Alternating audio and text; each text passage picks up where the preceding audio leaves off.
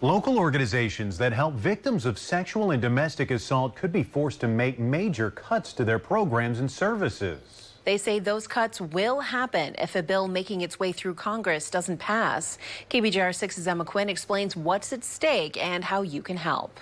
The Center Against Sexual and Domestic Abuse is the main advocacy center for victims of sexual and domestic abuse in northwestern Wisconsin. We are the only service provider in Douglas County that does provide supportive services to victims of abuse. For CASDA and other advocacy centers around the country, they receive federal funding from the Crime Victims Fund, or CVF. That money is about half CASDA's annual budget and helps keep services running. The CVF is funded through certain criminal fines and bail bonds filed through the federal government, but lately deposits are historically low and organizations are at risk of losing that help. The lower the amount sent out to states means the lower the amounts that get sent to agencies that are funded from this source. So new legislation making way in the U.S. Capitol would redirect other funds into the Crime Victims Fund. Those at PAVSA in Duluth say it would bring more stable financial support to organizations. So being able to plan around what grants we need to seek out and what support we need from the community, and would help us plan more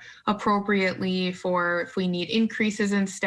For CASDA, without the Crime Victims Fund, doors might not be able to stay open. I can honestly say 100% of CASDA staff are funded in some way by VOCA funds. The bill passed with bipartisan support in the U.S. House. Next, it will make its way to the U.S. Senate.